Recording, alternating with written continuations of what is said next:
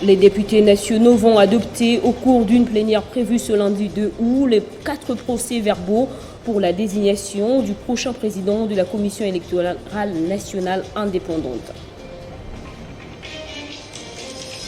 État de siège en Ituri, les forces armées de la RDC contrôlent désormais la localité des Kobou sur l'axe Bunia-Mongwalu, jadis bastion de la milice Codeco. Dans la province du Kasaï oriental, une dizaine de paroisses catholiques profanées par des inconnus dans le diocèse de Mbujimayi. Plusieurs acteurs sociopolitiques condamnent cet acte et appellent à des sanctions extrêmement exemplaires contre ces auteurs.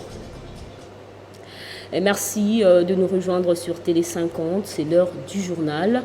Désignation du prochain président de la CENI. Les députés nationaux vont adopter au cours d'une plénière prévue ce lundi 2 août les 4 procès-verbaux pour la Commission électorale nationale indépendante. Information confirmée par le rapporteur de l'Assemblée nationale, Joseph Lembiliboula, via un communiqué officiel. Hormis l'adoption de ces procès-verbaux, les élus nationaux vont aussi examiner et voter la proposition de loi relative à la promotion de la taxe sur l'industrie ainsi que l'évaluation de l'état de siège.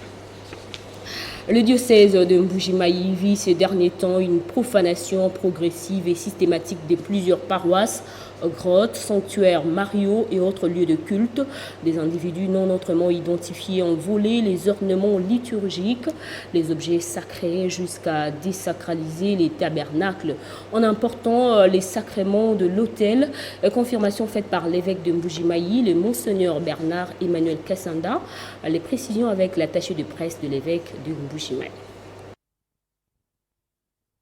D'après nos recoupements, 14 paroisses ont été ciblées par les attaques des personnes non encore identifiées. 4 paroisses de la zone apostolique du centre, Saint-Philippe Kasavubu, Saint-Robert Cancellé, Notre-Dame de Lourdes, Saint-Jean-Baptiste de Bonzola, une paroisse dans les doyenés de Lokalaba, Sainte-Marie, une dans les doyenés de Chilengue, Saint-Vincent de Paul et une autre dans les doyenés de Lupatapata, Saint-Paul de Bakwachimuna. Dans l'une ou dans l'autre paroisse, les inciviques ont vandalisé la grotte mariale et emporté la statue de la Vierge Marie, cassé les tabernacles et volé les saints sacrements. Plusieurs autres biens n'ont pas été épargnés, tels que les objets liturgiques. L'abbé Joseph Kazadi Wakazadi, curé de Saint-Philippe Kasavubu, est l'une des victimes de ces actes. Cette situation est signalée dans la zone apostolique de Ngananjika, où 6 églises ont été ciblées: Sainte Bernadette Nkolongo, Saint Thomas Mandé, Sainte Joséphine Bakita, Saint Ama Kabanda, Notre-Dame des Grâces, y compris la quasi-paroisse Sainte-Marie Sona. À cela s'ajoute aussi la paroisse Christ-Roi de Kassansa. Des sources concordantes décrivent les modes opératoires similaires. L'abbé Rémi Dieudonné Tchibango Katidikaya, aumônier diocésain du mouvement sacerdotal marial, parle d'un acte de profanation et injurié à l'endroit de l'église.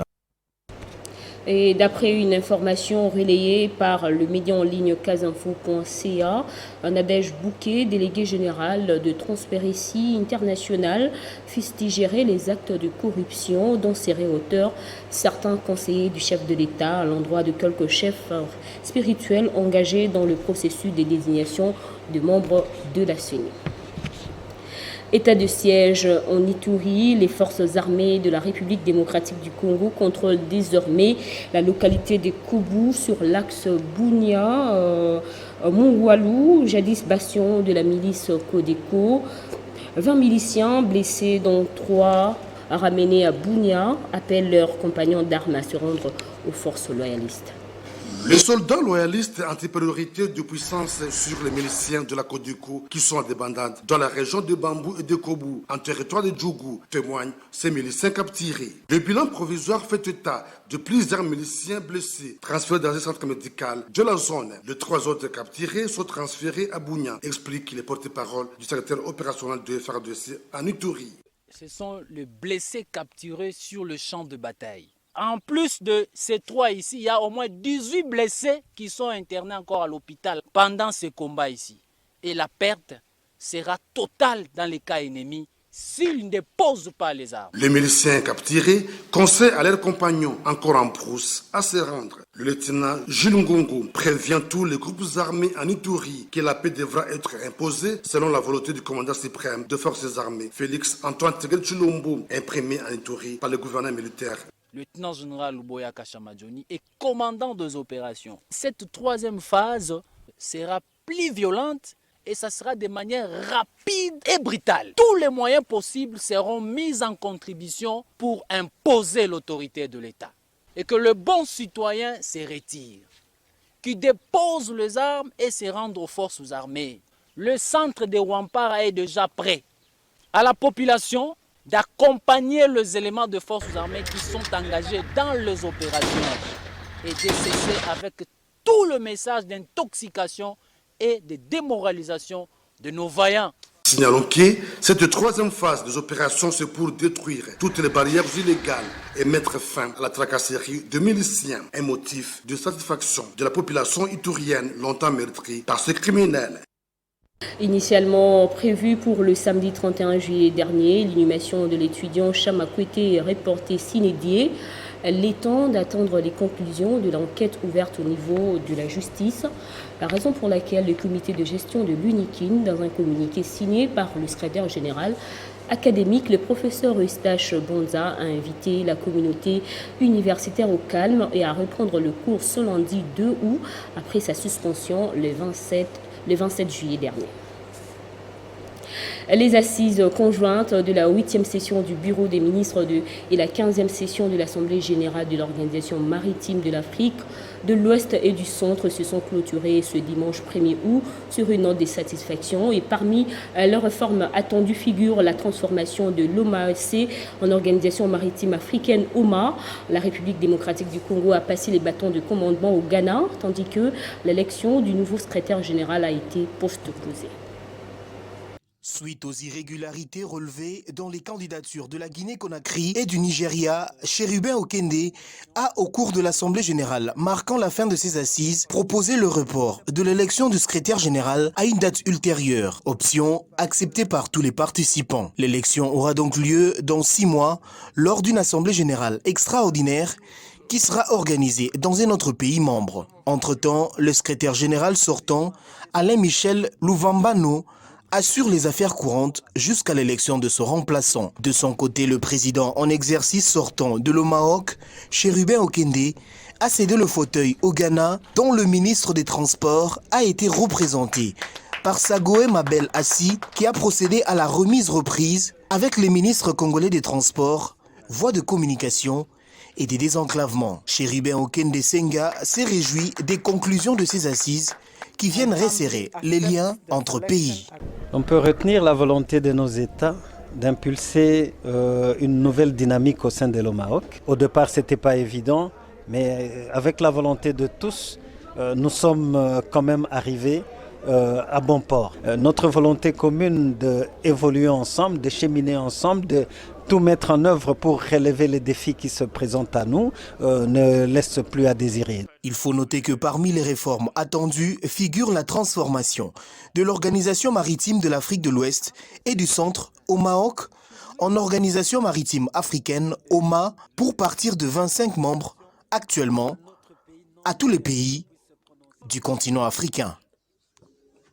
Les échos des partis politiques nous émènent au Lualaba, où la gestion de cette province laisse à désirer. Selon certains partis politiques de l'Union sacrée qui décrit le manque de collaboration dans le chef de l'autorité provinciale, membre également de l'Union sacrée.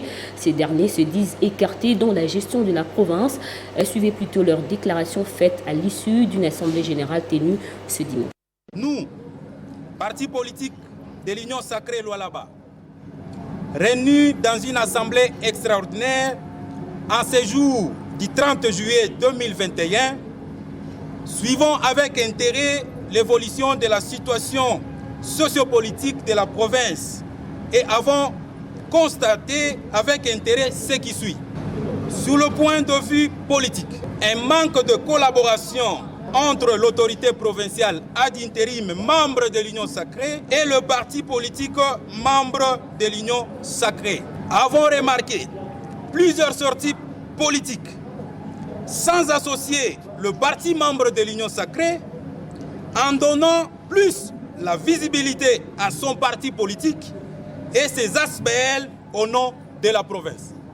Du point de vue socio-économique, il y a grogne au sein des entreprises minières chinoises, des travailleurs congolais sous l'œil impuissant de l'autorité provinciale. Il y a aussi plusieurs délocalisations de paisibles populations lualabaises sans respect des textes légaux. Nous constatons aussi l'absence de cohésion entre communautés vivant dans la province du Lualaba. Eu égard de ce qui précède, nous, partis politiques membres de l'Union sacrée, retirons notre confiance à Madame Fifi Masuka Saini, vice-gouverneur et gouverneur AI de la province du Lualaba. Par conséquent, nous exigeons le départ d'Itike Mouyej et Fifi Masuka à la gestion de la province du Lualaba. Et nous demandons à la hiérarchie de nommer un intérimaire en attendant l'organisation des élections au niveau provincial. Et dans la province de l'Équateur, les forces vives dénoncent l'instrumentalisation de la population par les politiciens en mal de positionnement qui cherchent à ternir l'image de la province à travers son gouverneur Bobo Boloko Bolumbu en mission officielle à Kinshasa. Tel est l'essentiel de leur déclaration rendue publique ce dimanche. Les forces vives précitées constatent avec satisfaction la suite réservée au coût effréné d'argent d'un groupe de députés provinciaux mieux identifiés à l'auteur de cette motion votée en violation non seulement du règlement intérieur de l'Assemblée provinciale elle-même, mais aussi, surtout, de toutes les procédures en la matière. Heureusement, la vice-primature de l'intérieur et des juges des référés des cours d'appel de l'Équateur ont anéanti les effets de cette complot ourdi contre les Équatoriens. Voilà pourquoi nous dénonçons avec la dernière énergie les déclarations de démarches machiavéliques engagées par les individus animés de mauvaise foi et au mal de positionnement s'attribuant faussement les quantités des présidents du cadre de concertation de la société civile, du coordonnateur intérimaire de l'Union sacrée de la nation, ainsi que celui de la notabilité de la ville de Mbandaka.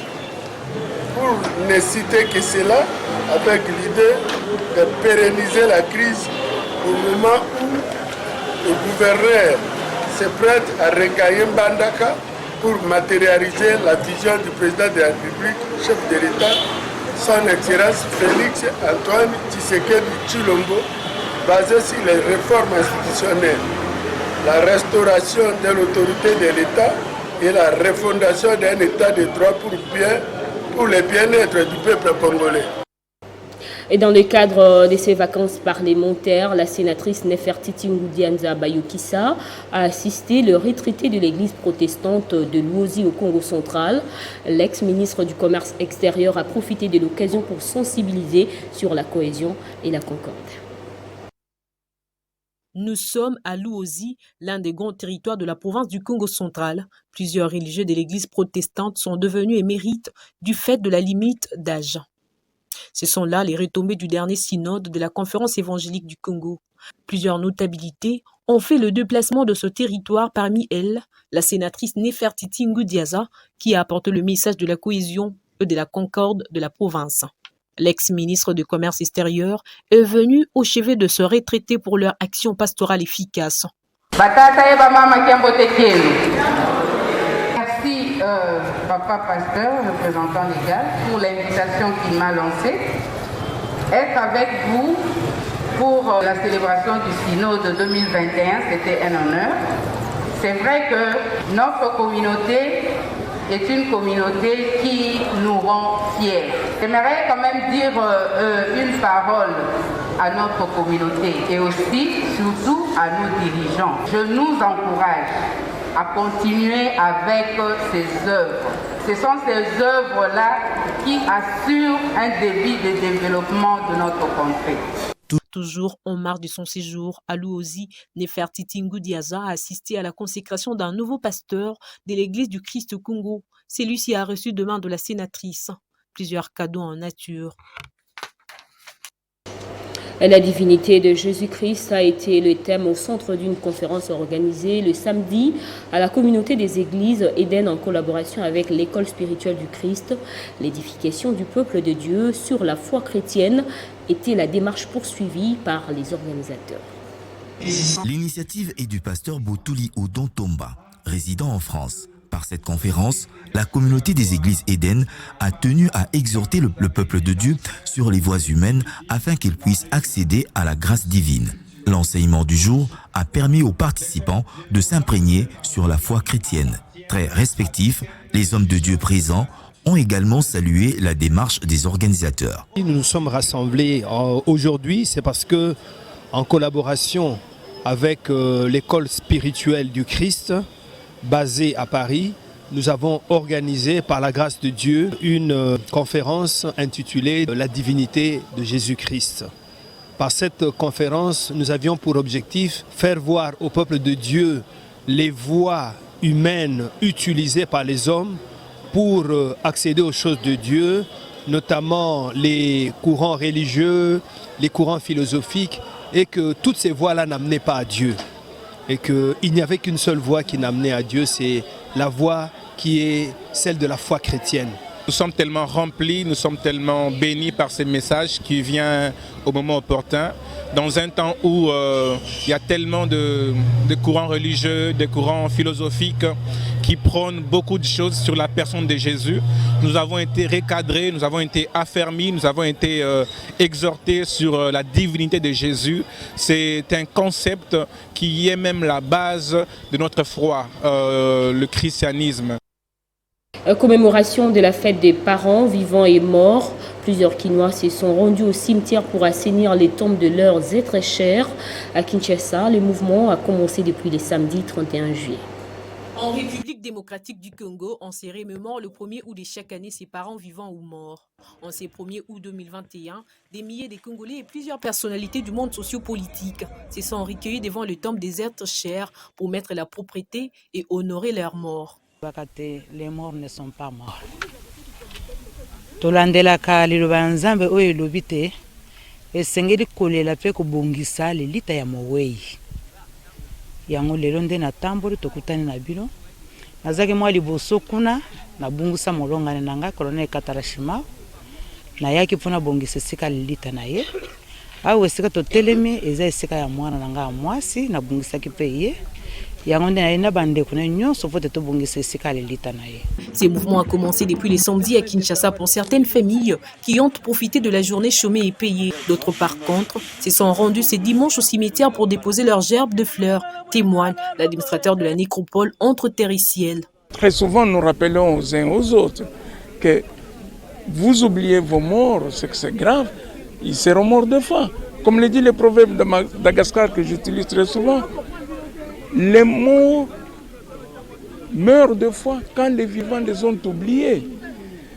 Pourquoi? Nous rappelons aux uns aux autres que ces morts de leurs vivants, ils vous ont rendu d'énormes services.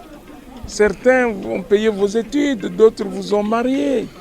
Mais une fois qu'ils sont morts, vous les oubliez. C'est pourquoi le 1er août, à la nécropole, pour nous, c'est la joie.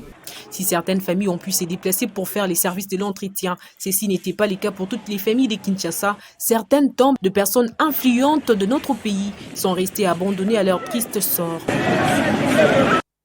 Et le chemin du paradis, un cimetière situé dans la commune de Mongafula, dans sa frontière avec le Congo central, a vécu une ambiance particulière ce 1er août.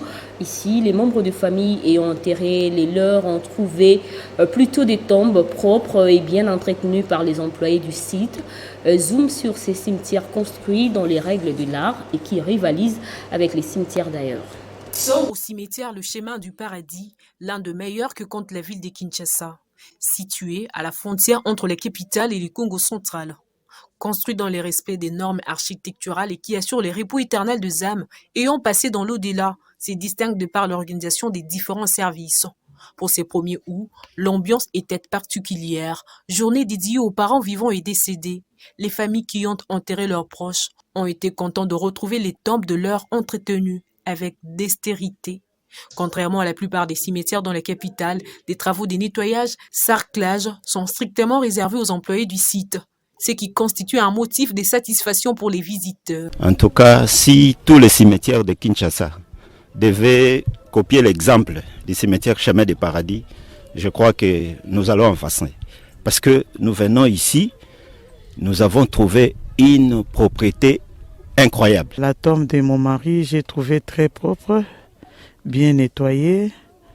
Il n'y avait rien de saleté. C'est un cimetière qui présente un avenir ailleurs, un avenir après la mort. Enterrons nos morts avec respect, amour et dignité, c'est la devise du chemin du paradis qui a ouvert son extension à Lubumbashi dans le Haut-Katanga.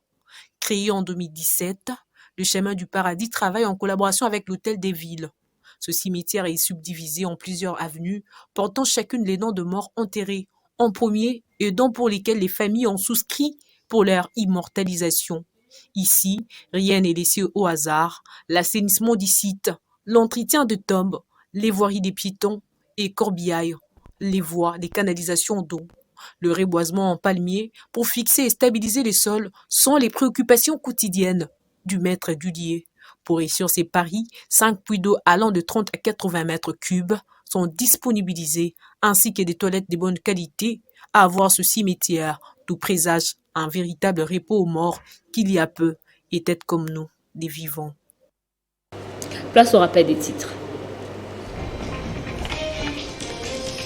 Les députés nationaux vont adopter au cours d'une plénière prévue ce lundi 2 août les 4 procès-verbaux pour la désignation du prochain président de la Commission électorale nationale indépendante. État de siège en Ituri, les forces armées de la RDC contrôlent désormais la localité de Kobu sur l'axe Bunyamongwalu, jadis bastion de la milice Codeco. Dans la province du Kasaï oriental, une dizaine de paroisses catholiques profanées par des inconnus dans le diocèse de Mbujimayi. Plusieurs acteurs sociopolitiques condamnent cet acte et appellent à des sanctions extrêmement exemplaires contre ses auteurs. Fin de cette édition, merci de votre fidélité à Télé 50. L'actualité continue sur notre site internet.